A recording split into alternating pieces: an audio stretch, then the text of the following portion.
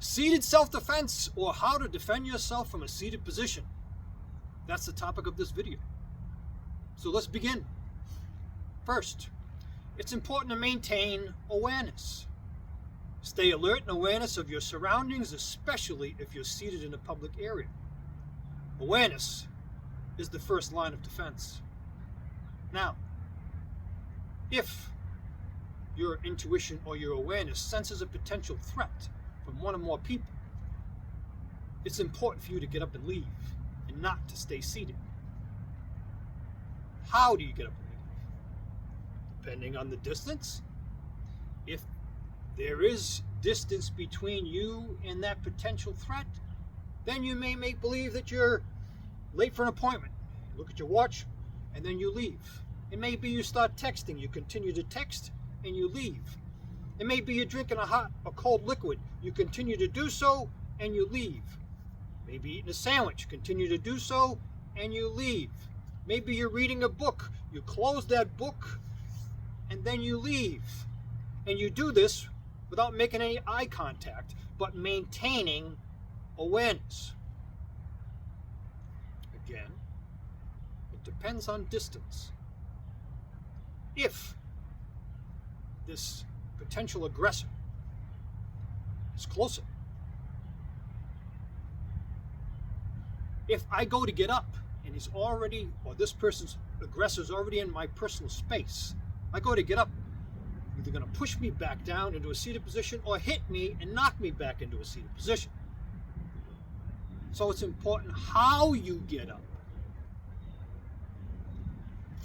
If I'm leaning forward, as I am now, my forearms are on my thighs.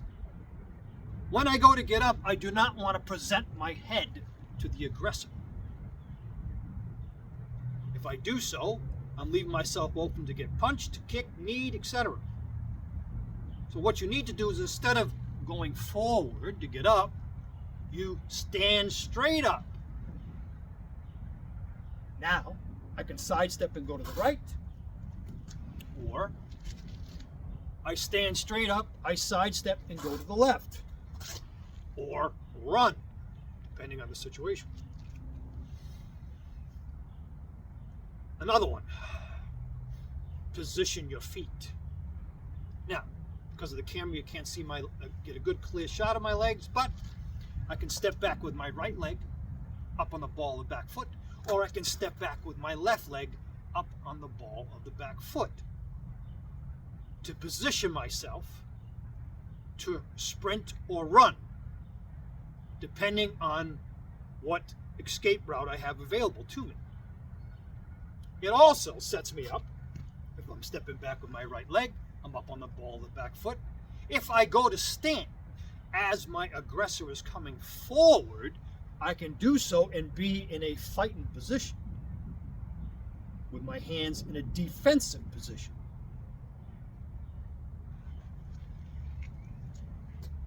Next, using the environment or improvised weapons. It's important that if you sense a potential threat from an aggressor, to look for what you have available to you. What object is close to you. Now, if you have those drinks, like I was talking, hot or cold liquid, you could use that, throw it into their face. If you have a book, you could use that, throw it into their face, or you could even hit them. It could be you have pocket change. Reach into your pocket, into your coat pocket or your pants pocket, and get that change ready to throw.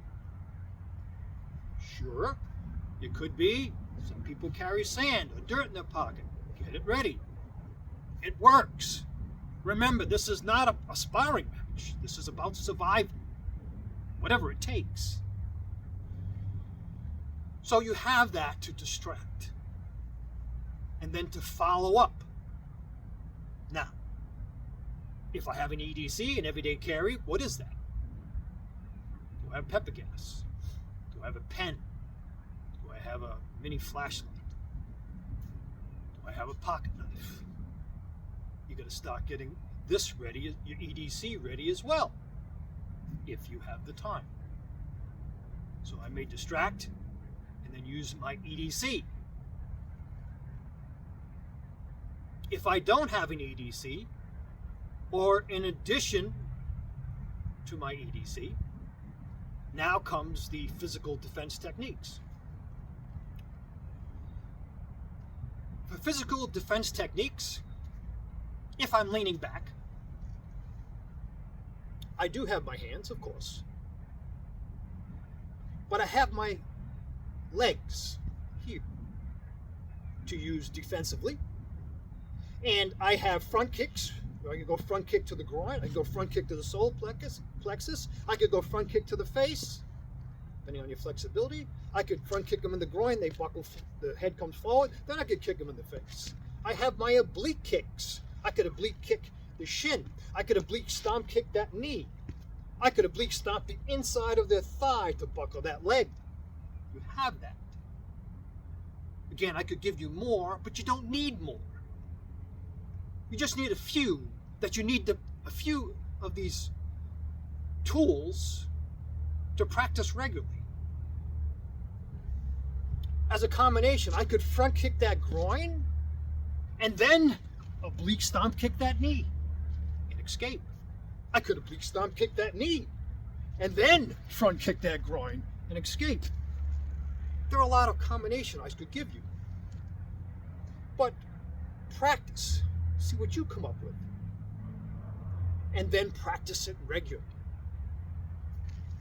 Now, hands. As I said, I have my hands. If they're in close, well, it's going to be the same as if I'm standing up practicing self-defense. If my opponent is close to me, then I can attack the eyes. I can attack the throat in a life or death situation. I can attack the ears. I can strike the nose. I can grab the head and get head control. I can strike the groin. Strike the sides of the neck. The ears. All of this is going to be available to me if they're in close.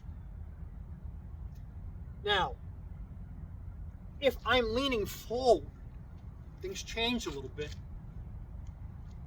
because of the position of my spine. So now it's not going to be kicks. I could kick, but I have to change my position. So, what do you have available to you? Groin could be there. You could punch that groin. You could backhand that groin. And then as they buckle, grab a hold of that head. And now you can strike with your hand. You can strike with your elbows. It's going to be available to you. You can claw, etc. Blocking or defending yourself if they're striking you. That's next. If you're in a crowded area and the opponent is able to get into your personal space and grab a hold of you or strike you, you can use your tight covers to defend and then go on the attack. You could use your wide covers, a wide cover, defend, and then go on the attack, going forward. Keep it simple. Use basics. And I could give you much here. But what I'm trying to do is just give you some ideas. I'm sharing with you some seated self-defense strategies from the full circle fighting system. What's important is, if they're striking you, is not to cover up and just take the strikes and then fall to your sides. Because what's going to happen is they're just going to stop pounding on you or could pull out a blade.